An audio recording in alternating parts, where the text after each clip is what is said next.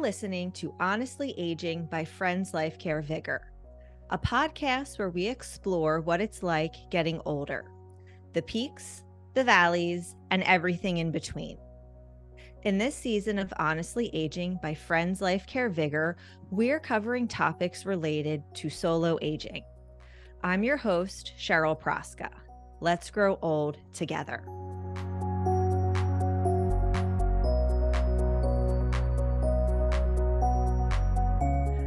On today's episode, Vaia Lappas-Gilchrist, Friends Life Care Wellness Coordinator, joins me.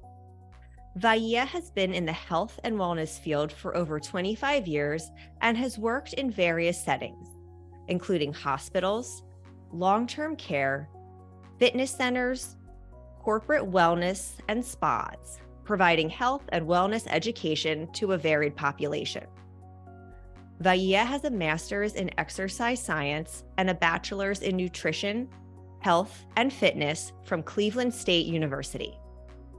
She is an exercise physiologist, registered dietetic technician, and holds certifications as a health and wellness coach and wellness practitioner.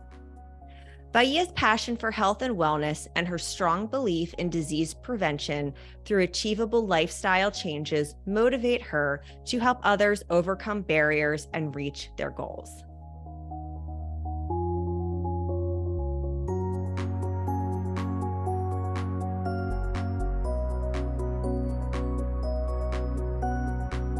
Vaia, welcome and thank you for being here. How are you?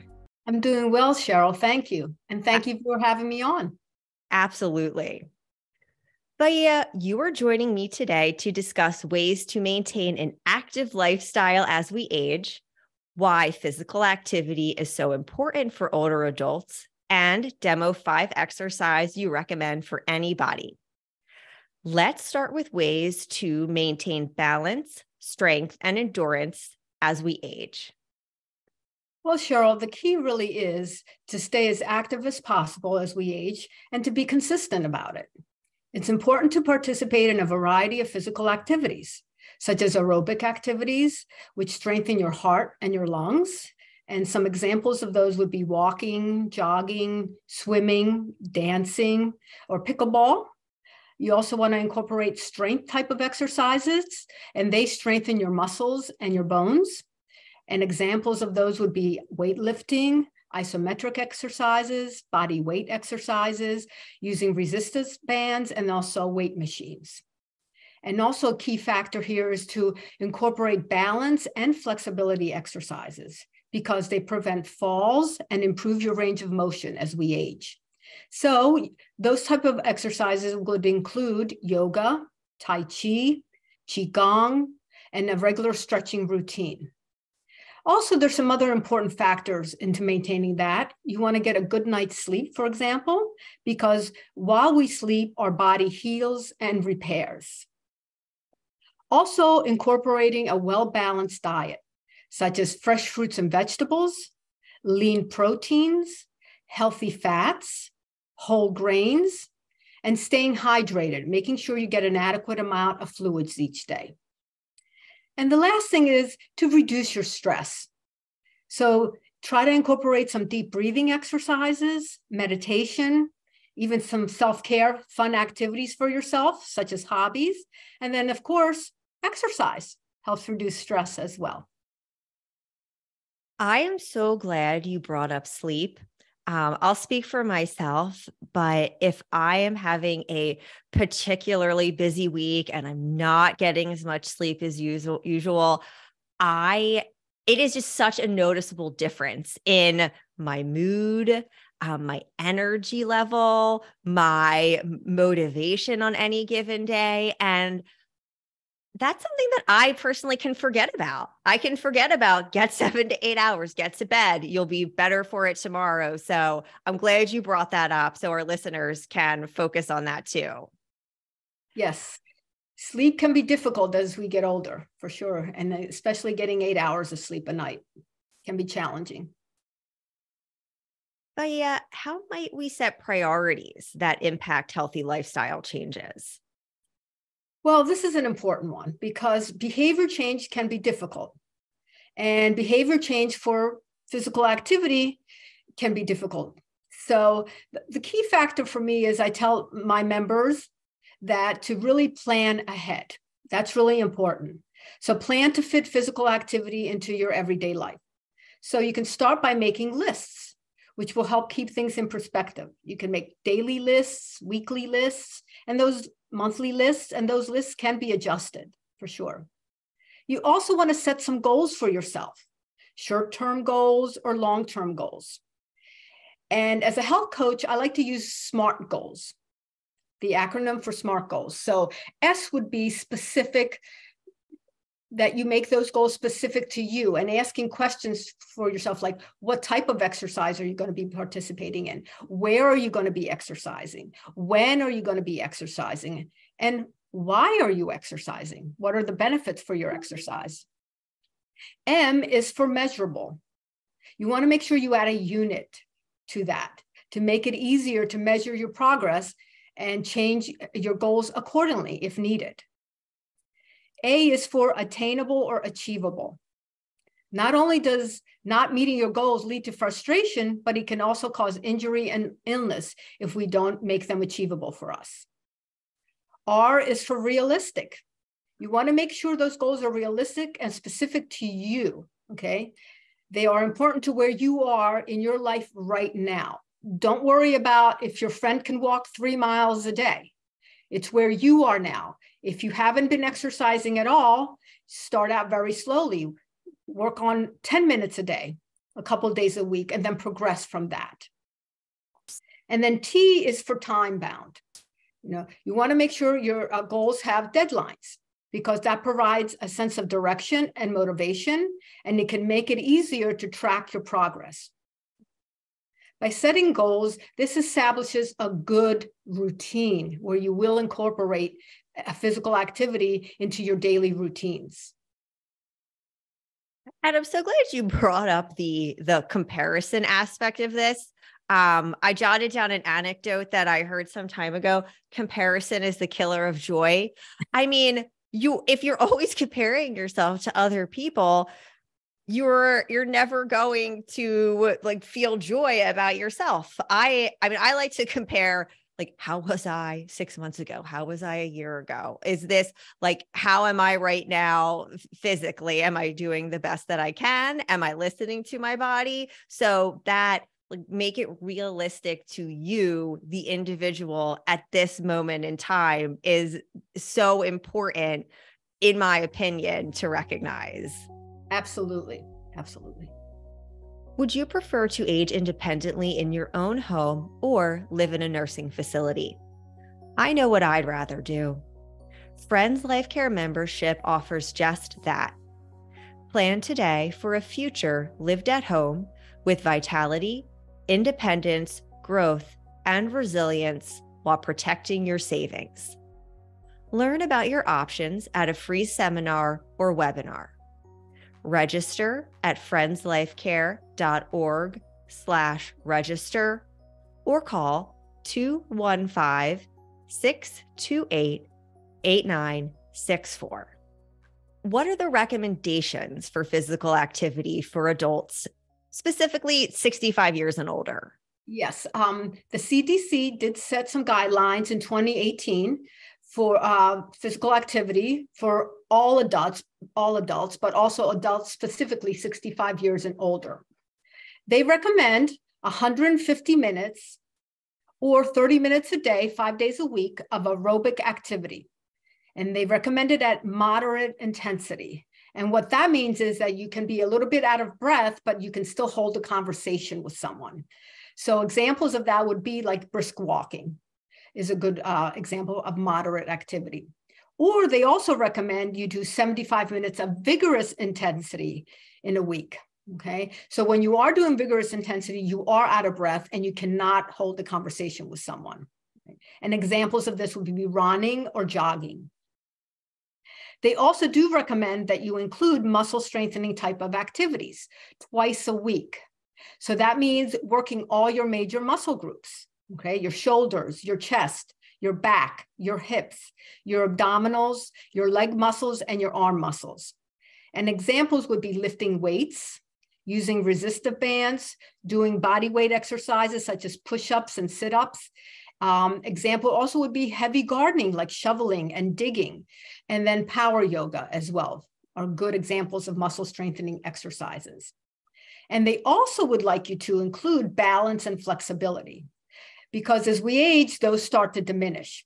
They would like you to include balance and flexibility 3 times a week. And some examples would be standing on one leg, so one leg balance, walking backwards, yoga, Tai Chi, stretching. I like to recommend a static stretching type of routine, which is where you actually hold the pose there for about 30 seconds to 1 minute at a time. And again, working all your major muscle groups to stretch them. So the key here is for anyone that hasn't been exercising is to start slowly and build success for motivation. And remember that the CTC recommendations are your down the road goal. Start slow and always consult your doctor before starting any type of exercise routine. Now, for those individuals who exercise on a regular basis, the key is the more exercise, the greater the benefits. Why is physical activity so important for older adults? Well, physical activity has been linked to lowering the risk of many chronic diseases, such as coronary artery disease, hypertension, diabetes, osteoarthritis, some cancers, and Alzheimer's disease. Also, it maintains healthy bones, muscles, and joints. It can improve mental, emotional, and social well-being. It reduces the risk of falls. It improves the quality of sleep, and it can also manage your weight. It is so important to remember the mental, emotional ability to relieve stress through exercise. And again, I'll just speak for myself. Even if I am not monitoring that I'm feeling particularly stressful in a given day, if I do a quick run, a brisk walk on an incline, 20 minutes of yoga, I feel so refreshed afterwards. And it doesn't have to be this marathon run. It can be 20 minutes for me. And I feel like the stress has just come out of my body and helps me mentally and emotionally. So I just, again, think all these things that you're bringing up are so important and can be beneficial to any individual. Yes. Exercise is wonderful for stress reduction because it produces endorphins, good feel good hormones that make you feel good. So get your exercise in for stress reduction. For older adults and solo agers who want to age in place, how might you recommend they best keep up with the physicality required for it? So participating in regular physical activity can maintain and improve physical function, which will improve quality of life overall. Physical activities can help improve your functional capacity, which transfers to maintaining your activities of daily living. In fact, the term activities of daily living describes exactly what they are. General tasks and personal movements like getting bathed, getting dressed, carrying your groceries in, getting up off the floor a little bit easier. Those many small tasks also help you manage your home. In order to maintain your activities of daily living, you should incorporate functional fitness exercises. These are very beneficial because they train your body for everyday activities, which makes a daily motion easier and safer and can help prevent injuries. So some examples of functional exercises would be like squats, push-ups, one-leg balance exercises, and then jumping jacks as well. Vaia, can you help us connect the dots of how our physical health benefits our brain health? Absolutely. So the focus really for our brain health with exercise is working on your aerobic exercise. Right? During exercise, the body produces feel-good neurotransmitters such as dopamine, norepinephrine, serotonin that gets released into the brain, which reduce feelings of anxiety and depression. Also, lowering levels of stress hormones such as cortisol. Exercise also improves focus and concentration. It has been shown about 30 minutes of aerobic exercise has the ability to shift and focus attention and improve reaction time. Exercise also promotes neuroplasticity, which is your brain's ability to form new neural connections. In other words, your ability to learn throughout your life, which improves cognitive health. Lifelong learning is so important. I will say I took a break from my education, and I have been back in school for the past 18 months. And I was surprised at my ability to learn new things.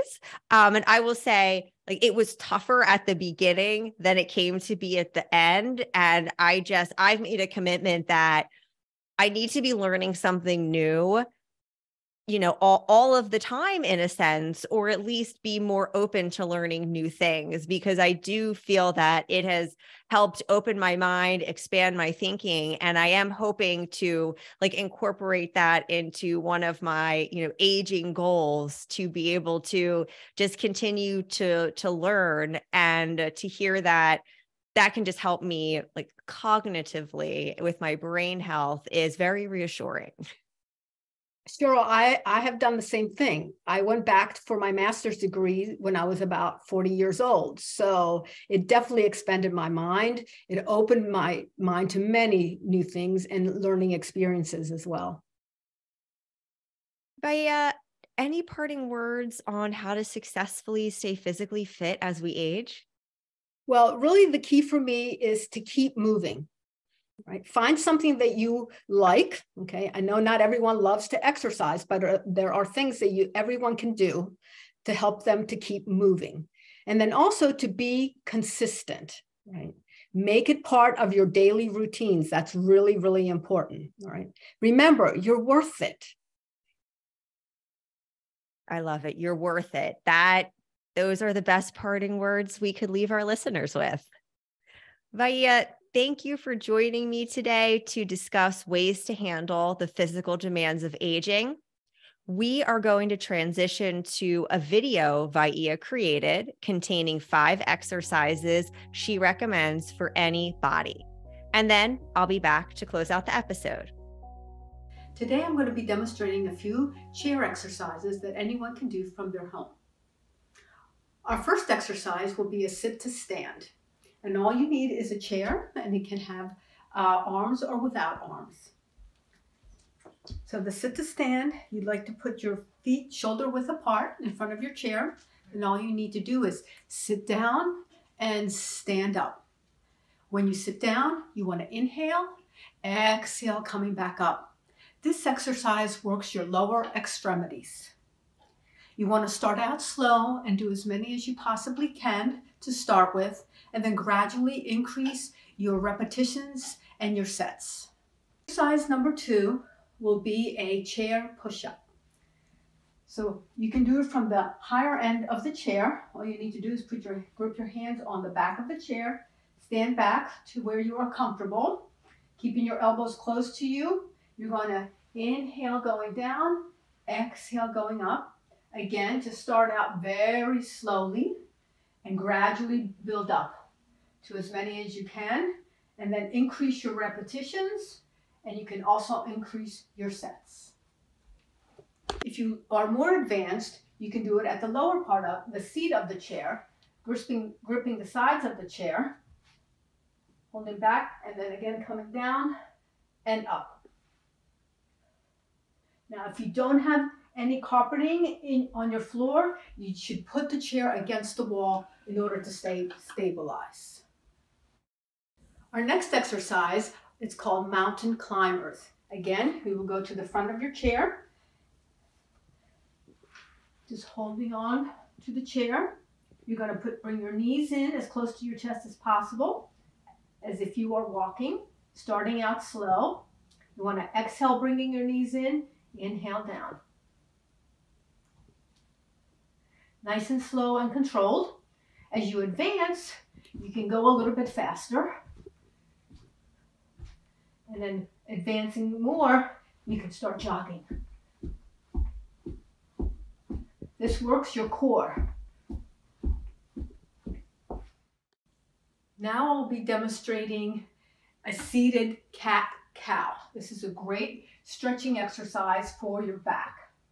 So again, you're going to sit on the chair, palms facing down on your lap, feet about shoulder width apart, shoulders back and down. You're going to begin with inhaling, arching your back, shoulders back, chin out. Then begin to exhale, rounding your spine, chin to your chest, arms out to your knees. And just repeating it nice and slow and controlled.